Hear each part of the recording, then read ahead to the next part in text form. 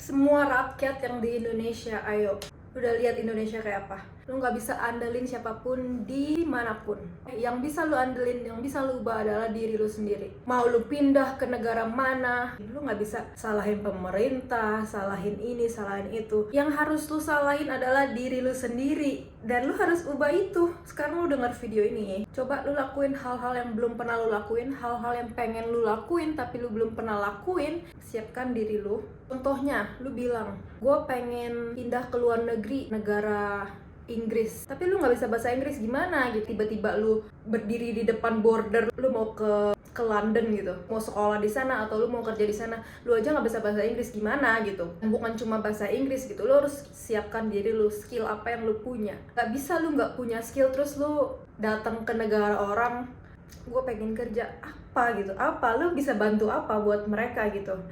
Even di negara lu sendiri, even di negara Indonesia, kalau lu nggak punya skill apapun, lu bakalan lenyap, lu bakalan hilang. Ya sekarang Indonesia, we don't know ya. Jangan berdiri di satu tempat. Coba taruh kaki lu di satu kaki, taruh kaki lu di satu tempat, dan kaki kiri kanan lu tuh harus siap gitu. Kalau ada guncangan apapun, lu tinggal pindah gitu. Contohnya gue di Aussie, kalau misalnya gue tiba-tiba didepak dari Australia, gue nggak bisa tinggal lagi gitu di sini, I already prepare myself gitu. Gue udah prepare diri gue. Misalnya ya, gue belajar bahasa Itali, jadi kalau misalnya gue tiba-tiba didepak, gue bisa ke Itali gitu. Gue udah tahu bahasanya, gue udah tahu cara ngobrol sama orang, gue punya skill yang orang Itali butuhkan, yang di Itali gak ada, gue bisa kasih ke orang-orang Itali gitu. Apa gitu, lu harus mikir apa yang bisa lu lakuin. Contohnya nih ya, pagi ini gue baru bangun tidur, tiba-tiba yang transfer duit. Gue baru ingat kemarin itu ada yang minta tolong ke gue. Jadi dia minta tolong gini, gue kan fotoin orang di sini ya, ada cicinya yang pengantin ini bilang, gue nyesel banget gue nggak pakai lu lihat deh hasil foto-foto gue. Dan si cici ini, cici bule, bilang ke gue, nih foto-fotonya lu bisa editin nggak? Gue tiba-tiba langsung editin aja gitu, karena itu sesuatu yang simple buat gue. Kayak, this is just a small thing I can do for you for free, you know. Gue bakal kerjain itu, karena gue juga nggak mau over promise ya. Kayak, oh ya bisa gue bisa kerjain, gue bisa bikin ini bagus atau apa. Enggak, gue nggak bilang kayak gitu ya. Dan gue langsung kerjain, dan ini gue kerjain sambil tidur juga bisa gitu kan. Terus gue edit, gue kasih ke dia, nih linknya, lu lihat aja. Terus dia bilang, gue suka banget, makasih udah ini, gue bayar buat waktu lu juga, gue suka. Dia bayar gue 1.500.000 buat gue tiduran editin foto orang, 1.500.000. Lu tuh harus cari apa yang gampang buat lu, yang orang lain tuh mikirnya itu susah gitu. Jadi lu nggak bisa gampangin diri lu sendiri. Kalau misalnya lu bilang ini gampang, gak mungkin orang lain mau bayar buat jasa ini.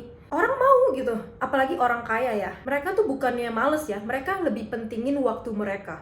Dan kalau lu bisa memberi jasa itu, lu bisa bikin hidup dia lebih gampang lagi. Dengan lu memberikan jasa lu, dia nggak buang-buang waktu dia. Orang kaya ini nggak buang-buang waktu dia, tapi dia bisa mengerjakan hal-hal lain yang lebih penting. Kayak edit foto itu kan nggak penting ya, dan gue bisa deliver itu ke mereka, itu mereka bakal bayar. Kayak, nih duitnya gitu.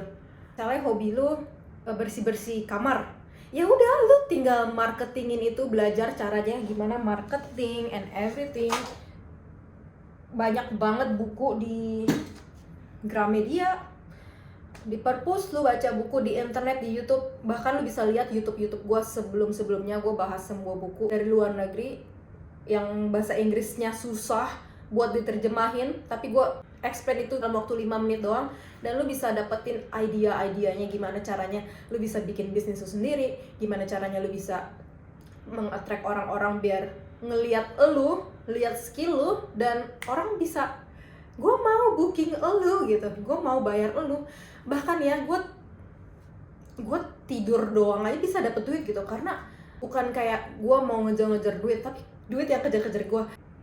Ada orang mau foto sama gue ya, dia bilang, bisa nggak lu cekin venue-nya dulu? Terus gue bilang, gue biasanya karena gue juga males gitu, ngapain gue ngecekin venue buat lu. Tapi kalau misalnya lu mau gue cekin venue lu, gue charge $100 per visit gitu ya, paling visit 30 menit gitu kan, terus gue bisa ngopi atau ngafe di mana gitu kan. Terus gue juga suka jalan-jalan, jadi kayak oke, I'll take it, $100 per visit sebelum foto gitu. Fotonya aja udah berapa, terus visitnya udah berapa. Tapi menurut mereka ini adalah bantuan buat mereka. Jadi lu harus mikir, bantuan apa yang bisa gue kasih ke orang yang bikin hidupnya gampang dan gue bisa lakuin buat mereka gitu, apa gitu, oke? Jadi kayak kalau misalnya di Indonesia lu nggak bisa mikirin itu, lu coba siapin diri lu dulu apa yang harus lu lakuin. Kalau misalnya mau pindah ke Aussie, lu mau pindah ke London, mau pindah ke US atau mau ke Eropa, lu harus siapin diri lu apa yang bisa lu lakuin, apa yang harus lu lakuin, dan prepare yourself. Jangan nunggu Indonesia kacau terus lu kayak gue harus pindah nih, gue harus pindah. Jangan. Masih banyak banget yang bisa dibahas gitu ya. Apalagi kalau misalnya lu ke luar negeri, terus lu mau ngebantu orang, misalnya nih lu jadi sekedar jadi neni atau private chef di rumah orang kaya, bisa jadi apapun itu gitu yang lu pengen. Dan lu harus membangun personal brand lu harus talk to somebody gitu. Kayak lu tuh bakal dapat kesempatan kalau lu ngomong sama orang, kalau lu memperkenalkan diri lu.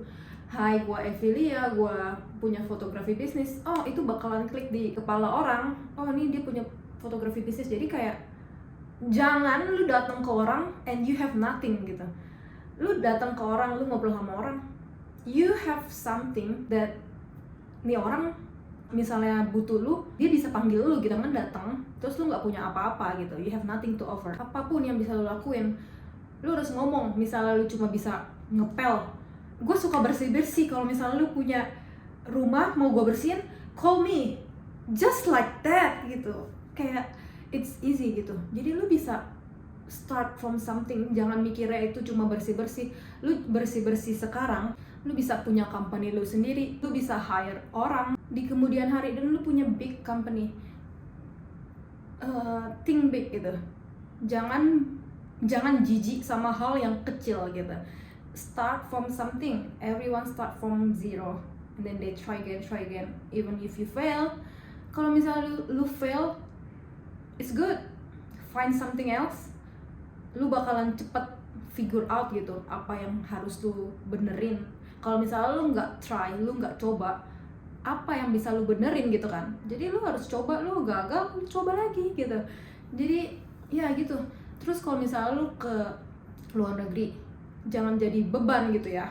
Jadi lu ke luar negeri, lu harus proud, and I'm bringing something to this country to make it even better. Jadi be something. Okay, goodbye. Sorry, satu lagi sebelum gue pergi.